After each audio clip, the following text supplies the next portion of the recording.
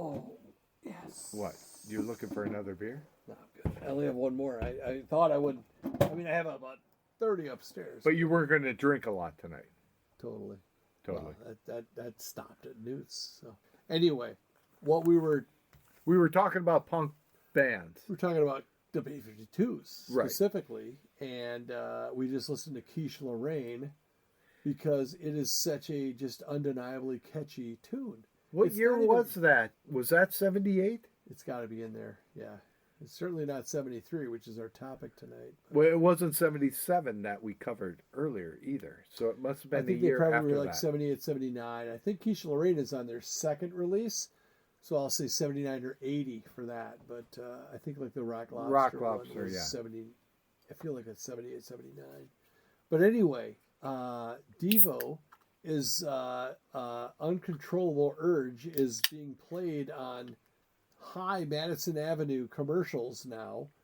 And I think the B-52s won't be too far behind where people will recognize that, you know what? They were scoffed at as musicians and for having catchy tunes back then. But fight me. There's some good stuff back then in the day. There's some shitty stuff too. But during the late 80s, they were very good. Late 80s? Late 80s. Late 80s. I'm going to say, yes, Rock Lobster. No, that was early 80s. No, sir. That was... No, Rock Lobster was 78, 79. What's the B-50 Dance This Mess Around? What's the... Oh, no, that's also early. Well, I thought there was a B-50... Oh, no. Rust. You're right. My bad. I listened... I have a distinct memory of listening to that, but that's not when it came out. So, my bad. Erase this. No. Can you do that? No. I love it when you screw up. Didn't you call me like an idiot? It's like, you're wrong. I had the record in my hand a second ago, and I'm like, oh, Rock Lobster. It's the yellow. They have two notable records, the yellow one and the red one. They were original Weezer, where you had a color for the album, and I messed that up too. So is this thing going or no? It is. All right, well, what are we doing tonight? Who are we?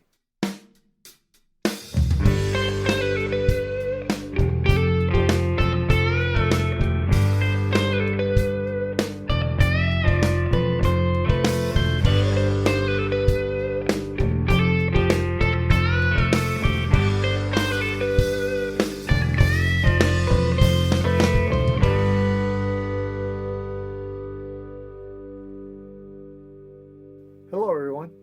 This is the Ascertainers. I thought you were going to say we are Devo. Whip it good.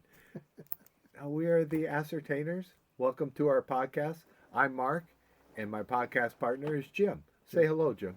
Hello. How are you tonight? Good. Still in a good mood, or trying to make yourself into a good mood? Stay positive. There you go. You sound like a football coach. Stay positive. It's AI. I feel terrible. But we're the Ascertainers, usually a music podcast, but if you listen to the episode before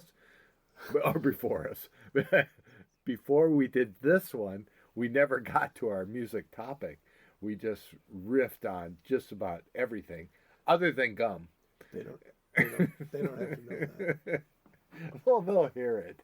This one's going to come out afterwards. But they don't know what we were intending to do. They will just think this is another shitty Ascertainers episode. Here, I'll pull it away from my mouth. No, actually, you said tonight's episode is about 1973 music on our last episode, and we never got to it. I feel like you're right. I'm always right, Jim. I don't want to do I'm always right. And there was like a 2-week gap and all that kind of stuff. But anyway, we are the Ascertainers. Mark's brainchild. I'm the brain cousin. And yeah, so here we are. It is... Oh, and the toothless guy from Deliverance, talking God. about brainless cousins, he was just killed. Or not killed, but he died in a car accident. He just killed himself with a heart attack. In 1973, Dueling Banjos was on the charts. How the hell did we come up with that together without even knowing it? Perfect mind meld. This could be the introduction music should play right now. Boom. But, you know, we already fucked that up. Don't tell me what to do. Don't you tell me what to do? What song? I'm not sure. Should we do Cars? Oh. Because you literally sounded like they had the Cars there for a sec. It's so hard to think of the phrasing. Yeah. To understand what you're talking about when you sing something. Or do a joke. Go ahead. Sing a song. We are not going to sing it happy. we are not going to riff like this. Sing it long. We are actually going to get to our topic really just tonight. Channeled my inner Bill Murray and you cut me off. Star Wars. Anyway, cool. Well, here we are. We are at episode 46, I think. Ish. Well, let's not number them Don't anymore. look at that. No, let's not get caught up in the details there. We have let you down for 45 episodes, and you're still with us, so thanks for sticking around. Tonight, we don't have any errors and omissions, because we did that in the last episode. Go back and listen to it. We need the statistics. Mark really bared his soul. And he shared his one amazing trick to lose 50 pounds in a day. Sorry. That's what they do on the internet, where they give false promises. But what Mark does to lose 50 pounds in a day is he jogs. He's a jogger. When's the last time you jogged, Mark, on your knees that are like baby powder? Actually, it wasn't the first week of January. You ran outside? No, I ran on a treadmill. Wow. And it's now the it's the now end of the month. You remember. What so month? Earlier in the month you ran. How'd that go? Fine. Dude. It's a recovery that's... May I ask you a question? You may. I may not answer, but go ahead. Do you think that at some point in your life you will get artificial knees or a knee replacement? No. Was that too quick? Wow. No. It tells me you're convinced that it won't happen. No. My thought is that a guy that runs like you run, I've seen you run for 20 years, and there's times I've wanted to pick you up with my car, and there's times I've wanted to hit you with my car. And I don't know which one would be more of a service to you, but I'm going to say that is it your knees or your hips? My knees. Your knees. My hips are fine. Why would you delay? Actually, wait till you're 65, which is like 2 weeks, and you can then get them from Medicare, and they won't have to pay. Is it because you're cheap? Is that why you don't get new knees? Our topic tonight is music of 1973. Orthopedic surgery, but my bad. Again, we're not going to go off on other topics. We're going to try to get to our... Oh, yeah. Oh, is the time up already? No, but... Speaking of which, I will start the clock now, which I didn't start before. And I stopped it when I touched it. And it's going. And here we go again. It's going to take me a sec to build up. I'm good. Hope, too far. Anyway, what's the topic tonight? No errors and omissions. Radio game. Let's do the radio game real quick. We are the TheAscertainers. Also Newts. We continue to support Newts, and they continue to support us, and that's good. It's like a cupping my hands right now. I'm trying to think of the right word. Mutually beneficial. Yes. Symbiotic. One might say. Symbiotic. We're the sucker fish on top. We are the lamprey. Lamprey. Is that an eel or just a lamprey?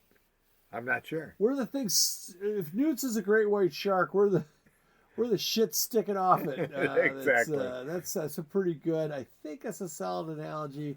By the way, try the shark. Hey, it's really delicious. No, Newts. If you like a burger, go to Newts. If you like a chicken sandwich, go to Newts. If you like chicken fingers, the missus had chicken fingers. By the way, we forgot to acknowledge, and I think it's best that we don't draw more attention to the Chuck spin from a couple episodes ago. She was none too happy about that Rightly being so. pulled into that. Well, we can't win them all, but it was a public service, so I told her, you're saving lives. Good try. Fair save. Didn't work. I'm gonna need a key to your place. Well, there are blankets on the couch up there. Is that for me or for you tonight? I was told the blankets would be put away. Yes. Anyway, Newts. Newts is great. Newts is good. Newts is awesome. I love that. Those are your options. Newts is good. This is good. Hi. I got just a regular bachelor's degree in marketing. Newts is, it's cool. All right. Yeah, go to Newts. I'm Cameron Swayze. Newts is good. I'll say this. Newts is Apple Valley's best place to go have a beer and a burger for sure. Let me widen the net. Is Egan have a better place to go get a beer and a burger? I don't think so. I don't think Apple Valley does. I think if you're in the South Metro or the Twin Cities and you don't go to Newt's and you don't tell them that the Ascertainer sent you, we forgot to tell people that for like 5 episodes, that you should. And they will have no fucking clue. 50% of the staff will have no idea what you're talking about, and they'll probably give you extra fries because they feel bad for you. But the 50% that do know still won't care. Actually, the turnover is very low there, so most of the people The do staff, know us. I'll tell you right now, if you're looking for a job, go talk to Newts, because honestly, the front of house staff anyway, I don't know anything about the back of house, but it must be a good place to work, because honestly, you're right. I never even thought about that, but it's a very stable environment, which leads me to believe it's a good place to work. So go work at Newts. And then when you go to apply for a job at Newts, tell them the Ascertainer sent you, and then it will still not matter. But anyway, it'll all be good, Mark, don't you think? I do. You know what we talked about tonight briefly? I don't know even how we got on the topic at Newts. How did we get on fucking gum? We were talking about juicy fruit, and I said, oh, they shut that line down, which I was wrong. But do you remember how we got onto juicy fruit itself? No, you brought it up. You were talking about something, and you mentioned juicy fruit. You were making a joke or something. I don't know. That doesn't sound like me. Totally doesn't. So, and I was thinking fruit stripes. Juicy fruit, and you said juicy fruit's terrible because... No, yes, because they lose their flavor after 10 bites, and you said, no, you're thinking of fruit stripes. And also, just the way you said that, I kind of want to see how you chew gum, because you said 10 bites. I'm assuming, I'm thinking like your mouth is open. Oh, you don't swallow your gum. Well, don't get me started on Razzles. But anyway, when you said a gum instead of candy. But no, like I would say, call it a chew. If you 10 chews, but you're saying 10 bites, and I'm thinking like a Doberman eating gum. Right. Slamming down on it, but not like actually chewing it, just biting it. From now on, when he attacks me like this, I'm just going to say dessert, dessert. Fuck. It still hurts. I admit it, Mike. But anyways, we got on the gum, and we started talking about juicy fruit. And he named off all the Wrigley gum. And do it again. Which I can do so now. Double mint. Which is what? Double mint. It's just fucking double mint. I don't write the rules. I just fucking follow them. What the hell does that mean? I don't double know. mint. But there were 4 kinds of Wrigley's gums.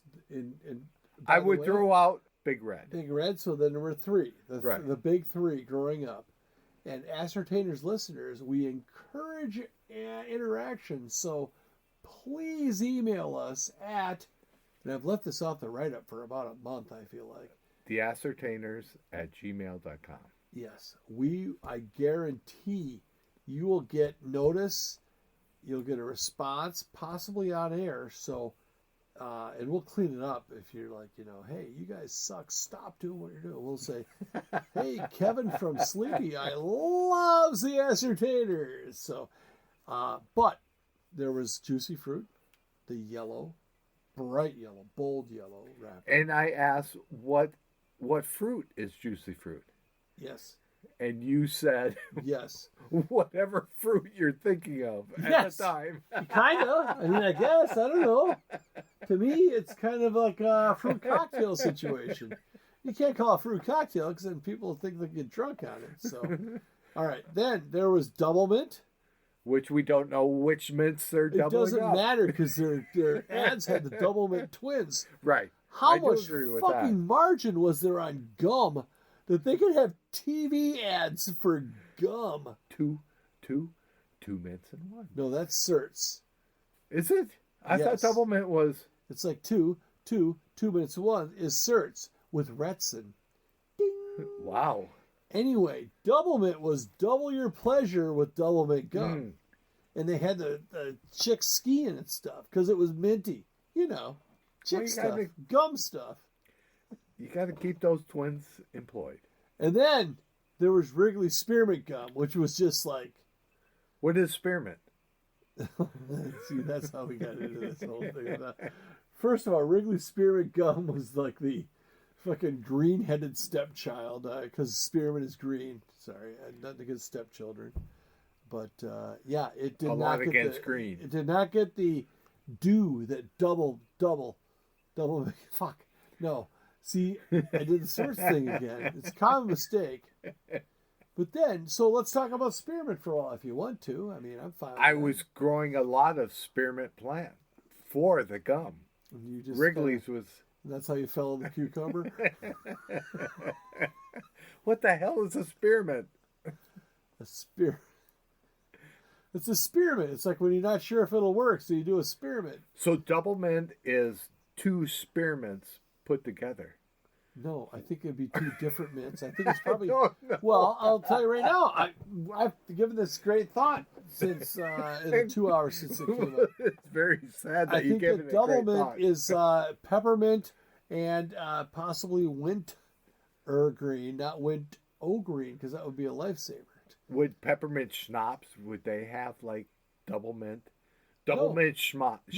It says it right in the title. It's double mint is a proprietary thing, man. There's spearmint schnapps, and there's peppermint schnapps. You're very serious about your gum. Well, now we're talking about schnapps. It's a whole different fucking ballgame. Don't even get me started on beech nut. What the fuck is beech nut? Right? Wasn't that? That's I'll show you tobacco. beech nut. I used to chew beech nut tobacco back when I was like, trying to be a rebellious kid. It always made me want to take a shit and pass out at the same time. No offense to our German listener, beech nut is the German guy walking around in a Speedo on the beach. Because they're big on...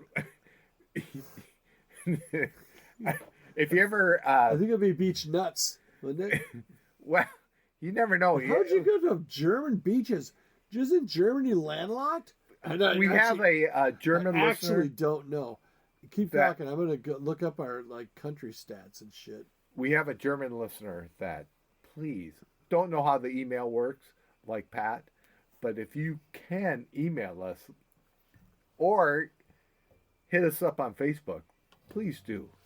You're a loyal listener, and it would be nice to hear your thoughts on our asinine talk that we do. I'm sure the German's going to know what fucking asinine means. Anyway, so I remember I listened recently to try to get my groove back, like Stella, because I was kind of a dick for many episodes, including when I yelled at you. I went to listen to episode 1, and there was a reference to any California listeners, and I scoffed you. You did. I remember that. I said the closest we'll get to a California listener will be what? Do you remember? I don't remember what you actually said. Somebody that ate a California burger, which would be like his, burger with lettuce, tomato, and mayonnaise, I think. So, anyway, here we are, checking our current stats. We are in. Oh, and by the way, like a week ago, I counted the countries. I started from the cities. I started from the bottom, and I worked all the way up. And then next to the word cities, it tells you how many there are. So, and I was off. So We have been downloaded / listened to 1,596 times. We could hit 1,600 while we speak, which is just stupid. But if we also have this thing, and we know it's somewhat reliable because Mark's son went to Switzerland on vacation and downloaded one, and it shows up. Well, hang on, I'll tell you if that's. And yes, 2. Yeah. Mark said 2. We have been. I didn't say 2. I held up 2 fingers. Okay, there, Nixon. We just so you know, if you're listening to us, by the way, hope you had a good week. Hope you are having a good night. Hope that you are ready to fucking laugh your ass off and listen to some 1973 shit. But what? I am going to reel you in. We are halfway through this podcast. No, we aren't. We're 13 minutes in. No, you're thinking. All right, well, here's our stats. We have been listened to in 6 countries, including the U.S., so 5 countries besides the United States, and in 115 cities total. So, 1973, let's do it. Thank goodness. The worst we have been trying to get to year this. for music that we're still going to highlight the good part of the worst part. That I don't agree with. Well, then bring us in there, kitty cat. You're right. When you were deciding about this. You decided. Well, when you were researching, you said easy listening, easier listening, easiest listening. Yes. Which is 100% accurate. It is. But people say it was the birth of heavy rock at that time. Really? Yes. At that time. Well, yeah. Disqualifier. Was that the lead singer of ABBA, or was that the tambourine player for? Well, you had Pink Floyd. Red. Dark Side of the Moon came out. Yeah. 73. Money was on the charts. True. Aerosmith first album. What? Dropped 1973. Name me one song from the Aerosmith's first album. Would I know it? Dream On. Fuck you. Oh, Mama sorry. Kin. That's 2 songs. Hey, you do the Mama Kin thing again? I love Mama That's Kin. been talked about early, like super early Ascertainers episodes. But Dream On was on their first album? It was. Wow. Okay. And they had a lot of bluesy stuff on there. Well, let me tell you A lot of people think that, God, I can't think of the lead singer. Steve Tyler. Sounded like Kermit the Frog on the first album. Very interesting. I am a... Houses of the Holy. Dropped in 1973. All right. Boom. Mic drop. Why don't you just talk about the rest of your bands? I'm talking about... Well, you said it was a crappy year. It was so easy. Here's the thing. I don't think that people seek out 1973 songs. But when songs are played from 1973, most of them are acceptable. Whereas in 1977, which is from a previous episode, like people would seek that shit out. I think 77 had a more wide range of different music. True. But it was like think of it as like a flavor. Like 1973 is like a spearmint, strong. And 77 was double mint. 73 was juicy fruit. It's like, what flavor is this? I like it. I'm not going to spit it out. It's not like a fruit stripe gum, and that, by the way, was the original argument that Mark said that you chew. 73 could be fruit stripe, that you have 10 chews, to some, and it goes away. Thank you for saying chews and not bites. That was just weird. I just pictured a dog with eating peanut butter, eating gum. Why you see that, I don't. Okay. You were gonna mention. I have. We have pre-production meetings, which is me texting Mark going, "Hey, buddy, if you keep doing that, you go blind." Anyway, so it started doing like categories like 1977, which is like 17 episodes ago. I'm like, just bring 5 or 6 songs that you like and could talk about. So I have 4 that would be considered more rock-ish But I do have one that is definitely not a rock song, but it's one of my favorite songs of all time. So how are we going to do this? We got limited time. You want to just bounce back and forth? Let's do that.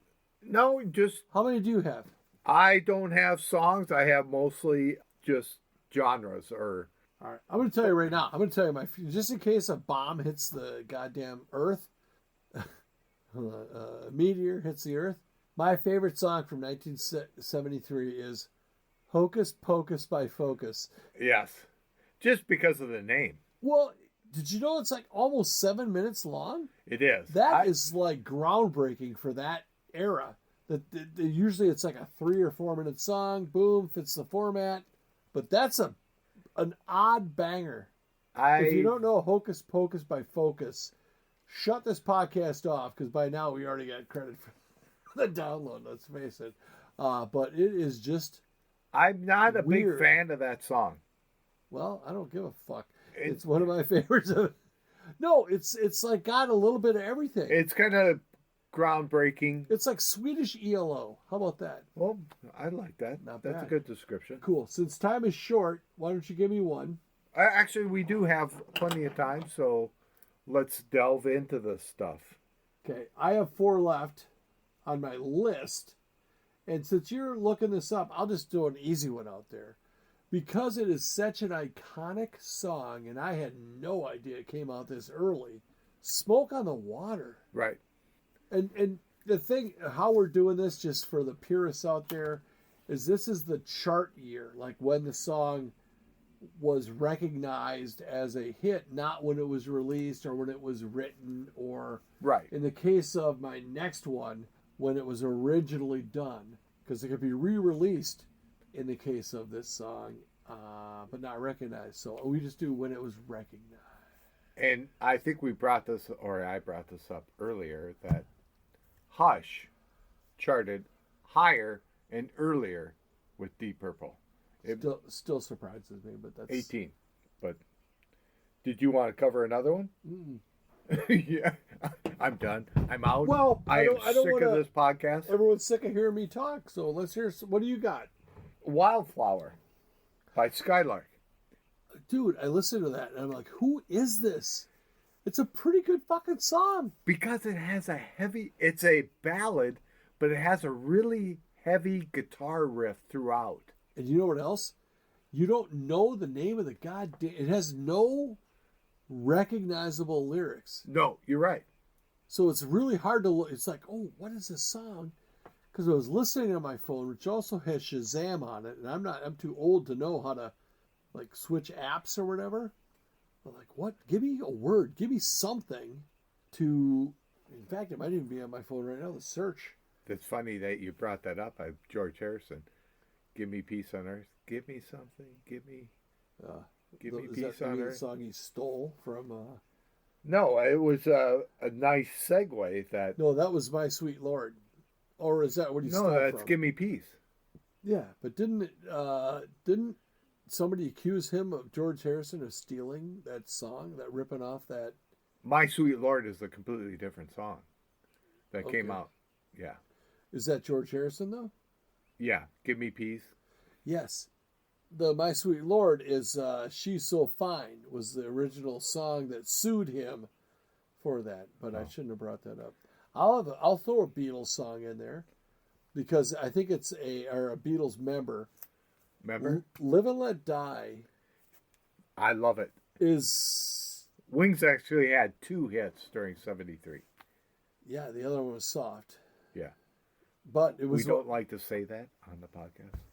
well, when I say soft, what I mean is flaccid, like limp, but however, what's ironic is that that's the song they used to play at Skate Country. What is it? Is it My Love? Yes. I think it's My Love. So they used to play like Hollies, and it was the snowball whatever at the roller rink in Rochester growing up. All right, the girls And are I know going to that- ask the guys to dance or roller skate, and Jim's over in the corner going, I wasn't picked again. Oh no, guy asked me. As per usual, there I am. Could you do the crossover? Dude, that's classified to this day. I can tell you when I have to kill you. And we got some time left on this podcast. People are already tired of hearing me. Yes. So no, I was average roller derby or whatever the fuck roller skate guy, but I played hockey. I was also pretty bad at that. But as a Minnesotan, I did play. Did you ever play hockey? I did not. And you want to be my latex salesman. That came up tonight at Newts. We talked about Newts. Yes, good. Okay, so anyway, Paul McCartney and Wings, and then the most memorable song, and it's not from 1973, but I'll just say it because we're talking about skate country in Rochester, Minnesota. Rochester peeps, listen to this podcast. If you're already listening, go to Facebook and hit like and share or whatever the F. Or shoot us a comment. Or shoot us a comment, which we should talk about. Like, was your favorite place to go drink for cheap in the early 80s Henry Wellingtons? Or was it Dooley's? I don't know. Couldn't drink. Oh, the Outrigger. The Rigger. The Rigger is where I used to see Mama Coco. So, yeah, let's get some Roch peeps chiming up. Send us an email on TheAscertainers@gmail.com. Let us know what you think. Give us something to talk about. We'll either name you by name, first name and initial only, or not at all. You can say, I just want to be Audie. That's what we call people that don't want to be called by name. And you have to bring up. I was trying to go somewhere with the whole. I don't know. Rochester? Skate. Yes. Town. The Air That I Breathe is the song that I remember the very most, where it was a couple skate, the Hollies, The Air That I Breathe. And I don't know what year that came out. I know it's not 73, though. But 73 has some really good songs. And Mark's going to tell us about his next one, because I have I do have to bring up, you gave a shout out to Rochester. I grew up in northeast Minneapolis, St. Anthony Village. And I was going to bring this up episodes ago, but a musical influence was one of my friends, Eric, Audie Eric. I know you listen. You turned me on to the Kinks, Tommy Bolin. So he was one of my musical influences. Is it Eric? Eric. Do you know he listens? I do. He liked our Facebook page. What's up, Eric? So Yeah. Oh, Mark loves him some Tommy Bolin. I do. I am. I think I heard that he was kind of a train wreck as far as he had some drug Eric? problems and stuff. No, he's fine. Eric, Tommy Bolin. Tommy Bolin. Eric, if you lived Tommy Bolin's lifestyle, would not be Eric anymore. But no, Tommy was a train wreck. yeah, but you love his stuff, and as an influence, Eric, I can tell you right now, those are big shoes. So way to go. Welcome. Hi, I'm Jim. So we're back to 1973. Do you want to go another one, or I can. I could do Little Willie, Sweet. It's on my list. Look at that. It's the top of my list. And maybe it's because it was early in the year when you scroll down the list or whatever. It is. It was from January, I believe. Yes, that is a fun song. There's so many fun songs that aren't necessarily like blow your hair back, but there's Rocky Mountain High came out. Oh, that was a beautiful and song. I'll say right now, I will challenge anyone. And this should get some, god darn, this should get one email. Find me a better verse than he was born in the springtime of his 27th year. Right. That's just like, so, hello, for people that aren't like deep like me, this guy was just living his life like a fucking ascertainer, just getting by. And then he went to Colorado, and when he was in the springtime of his 27th year, by the way, that'd be, May, June, possibly early July. And he said, fuck it. Now I know who the hell I am. He was born in the springtime of his 27th year. And I plan to do that in my 67th year. And that would have been last year for you. So that's cool. Can I interrupt you? You just did. Can we do the radio game before we forget? If you want. Did you remember, or am I... I remember. Am I stepping on toes here? Oh, fuck. It's on the next page. Got it. Go. I will do Leonard Skinner and Aerosmith because they were both had hits. Fucking A. Leonard Skinner dropped pronounced Leonard Skinner in 1973. You're just full of surprises over there, aren't you? I'm going to go with I'm not sure if you've heard of them.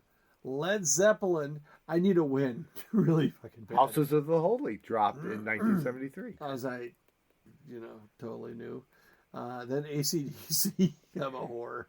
AC/DC is the small J Journey of the radio game. They're always on. So anyway. I wonder when Highway to Hell dropped. I'm going to take a wild guess to say it was about 75 or 6. Okay. That's one of my favorite albums of all time. It's a really good album. It's got Touch Too Much, which is my favorite AC/DC song, which has the lyric, she had the face of an angel smiling with sin. She had the body of Venus with arms. Venus. I do know the statue thing. Yeah, okay there, fucking Copernicus. But anyway, that's such a random lyric for a fucking Australian drunk rock band.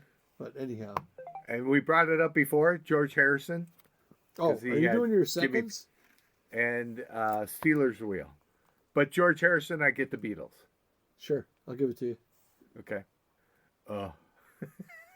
No, I'm listening because sometimes it's like it fades out to a commercial. I'm going to go with Triumph and Pat Benatar. And it would be really easy for me to cheat, but it's Joan Jett. Hate Myself for Loving You. You do a lot of Pat Benatar. They play a lot of female rock on KQ, and I just guessed the wrong fucking one. I'm not. I'll tell you right now. I want to be a first ballot guy. Oh, by the way, this is our first ballot on this. For this one, we picked 4 new bands for this episode. Well, anyway, you know what? I'm saving myself. So my Steelers Wheel was Stuck in the Middle with You, which is a iconic song. Which was made. What made that song more? The song itself or its placement in Reservoir Dogs? Well, actually, before that, it was my wife's and I song. For real? That was our song, yeah. Really? Yeah. How old are you?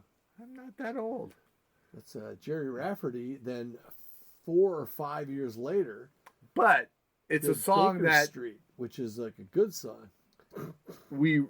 Yeah. No, Stuck in the Mood with You is a phenomenal song. Not a lot of people know that Jerry Rafferty was a singer for Steelers Wheel. I do like Baker Street also. And what's the other one you did? Right Down the Line. Remember that one? Yeah, but that's not... I don't like that one. It was you... Woo Man. He said woo man. He's Steve Miller, the word woman. He actually got an extra beat out of woman. Woo Man. Steve Miller feuds coming to... Oh, Steve Miller. Steve coming Miller. to the top again. Come on the air. Come on and defend yourself. We want you to. I like Steve Miller. So. All right, I'm going to go with my... So, when we talked about easy and easier and easiest, there's some great, actually some really good easy songs, but I'm going to go with You're So Vain, Carly Simon. Not a lot of people know this. Who showed up at the studio? James Taylor. To sing background vocals in You're So Vain. I know she was dating James Taylor at that time, but I don't know. Mick Jagger. Really? Listen to You're So Vain, and you can hear kind of the edge of his voice in the second and third chorus. Not so much in the first, second and third. It's a thing. It's legit. They were like friends or whatever. And he kind of showed up. I believe it. That is such a... That was, to me, the 70s, where you turn on the radio and you would hear like a song that wasn't like a... were there even drums in that song? I mean, it's literally, I think it's just... It's mostly vocal. Heavy, vocal-centric song. And, fuck, it's good. And then I have a bunch of other, like, little Killing Me Softly, Roberta Flack, which, by the way, that song was written by 2 gentlemen. And then it was, but it was the idea of somebody, there was there's three people involved. There's the two people that are credited with the writing the song. There's the first person that released the song, and it went nowhere, but she claims she wrote it. And then it was offered to Helen Reddy. Helen fucking Reddy. R.I.P. Apparently she's dead. But she said it sat on her turntable for months, and she didn't like the title. But can you imagine Helen Reddy singing Killing Me Softly? It probably would have been good, but not Roberta Flack good. So, anyway. Roberta Flack. But, I'm sorry. I forgot to say that the idea was it was inspired by when this one girl that recorded it first but was not credited with the song was on a plane after seeing is it Don McLean, American Pie guy? Yes. Yeah. So people are saying, oh, she's singing about Don McLean. Technically, like one or two people removed. So it was inspired by, the lyrics were inspired by Don McLean, but Roberta Flack didn't know Don McLean from Mark the Ascertainer. Nora Jones, to me, is the Roberta Flack of our time. I'd like to think of Roberta Flack as the Roberta Flack of our time, but Well, wasn't Nora Jones's dad Quincy Jones? No, but the music, and they're both great piano players, and they sing at the piano, and I just think their songs. Who is Nora Jones' dad? It's not Quincy, but it's somebody who's really connected. Tom Jones. Burt Jones. What's up, Indianapolis quarterback from the day. No, it's like Ravi Shankar or something. It's hey, keep talking. Do another one of your things that you do for show prep. Well, I was going to bring up that 1973 was kind of the time in my life that I was going from top 40 pop songs to hard rock. It was that transition time for me. It's 73? Yeah. You were like 10. Right. And I was starting to get my restless? A little restless there? My oldest sister, Karen, shout out, we've done this before. What's up, Karen? Come on the air. She had... Defend yourself. Mark's going to savage you in half a second. The Grand Funk Railroad live album. On my list. We're an American band. American Band is not on the live album, but when I heard that, it was something that I'd never heard before. And it was just so awesome to hear that live, heavy guitar type bluesy that I'd never heard before. And I thought, man, I really love this stuff. Remember the Panasonic softball type radio with the keychain holding it up? Mm-mm.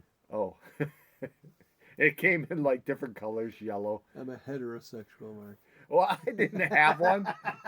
Everyone in the neighborhood. I'm sorry to all the Panasonic softball radio owning people. Everyone had one. You didn't and I choose got that. It chose you. I got my dad's hand-me-down, but they were all AM.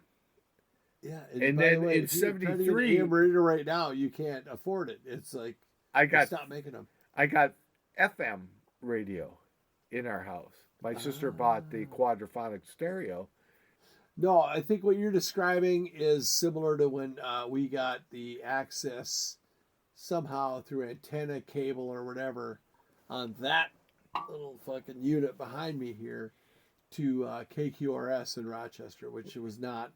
That was like, so you got Zeppelin, you got, not Boston by then, you got like, I feel like Sabbath and Deep Purple were my earliest like rock, like, oh, fuck me, blew your hair back, like, this isn't Chicago, and this isn't, right, you're not listening to the Dan. Casey Kasem top 40.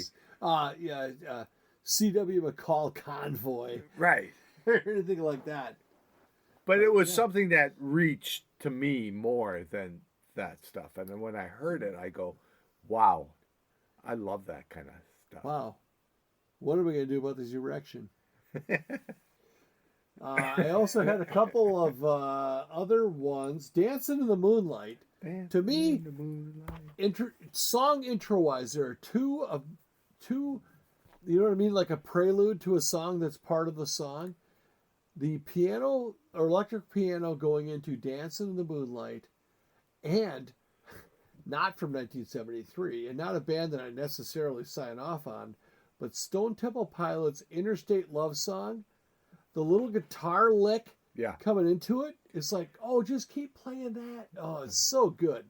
So anyway, but Dance into the Moonlight, we've talked about before, you realize is about, the guy wrote it. I heard that he wrote it while he was being beaten up, but he wrote it in the hospital when he was recovering, because he sent himself into this little, like, imaginary land where he wasn't getting the shit beat out of him. But it's like, if you listen to it's King Harvest, by the way. Right. But most people think it's Van Morrison. Which you've brought up on previous Which podcasts. Pajama Party Pat, owner of the Manifesto, boy, his identity has really shifted. Anyway, he goes, who sings this? And I'm like, that's easy. Dobie Gray also had a song. I think of King Harvest and Dobie Gray in like the same somehow. Who was the Kid Rock guy that redid that? Uncle Cracker? Yeah. Yeah. Nice job. It sounds exactly like Dobie Gray. I know. So what's the point? Why? What's the point? Wow, what a fucking groundbreaker. Way to go from a legitimate, like, hardcore rapper. So you're beat up and you're laying in the hospital. Do you think sometimes these songwriters embellish how they came up with it? Maybe. He was probably never beat up, never in the hospital. No. Apparently, the gang that beat him, they killed like 8 people, like 8 tourists. Like they left him for dead. They thought he was dead. What city? Look at it's St. Croix on the Virgin Islands. Oh, okay. Yeah, it's a thing. I mean, it's on Wikipedia. It's got to be true. So anyway, look it up. It's a good song either way. If just listen to the song if you want. Another one, Gilbert O'Sullivan. Are you familiar? I am. What the fuck, man? I picture this guy as looking like Timmy from The Kids in the Hall. No, that was Whitest Kids You Know. My bad. Anyway, Gilbert O'Sullivan sounded like Kermit the Frog. And he had 2 top 40 songs in 1973. The one I'm talking about is Claire. Claire. And they're good. But it's like, seriously? Of all the fucking people that wrote good songs and recorded good songs that year, this guy? Okay. Well, anyway. Bowie was in there. Yeah, Space Oddity is on my list. Here's all the stuff I had on my list if we're wrapping up. Do you want to do some more or no? No, go ahead. I think I'm pretty much out. Rock On by David Essex. Great tune. Little Willie by Sweet. American Band, Grand Funk. Mentioned. Smoke in the Water. Live and Let Die. Hocus Pocus. Angie by the Stones. Love that song. Reel It in the Years and David Bowie's Space Oddity. Boom. Good night, everybody. We're the Ascertainers. If you don't tell 2 friends, and they tell 2 friends, and so on, and so on, and so on, we will probably just do another one next week. So Right. And double make we can have 2 people. Double your pleasure. Okay. We'll see you next week. Good night.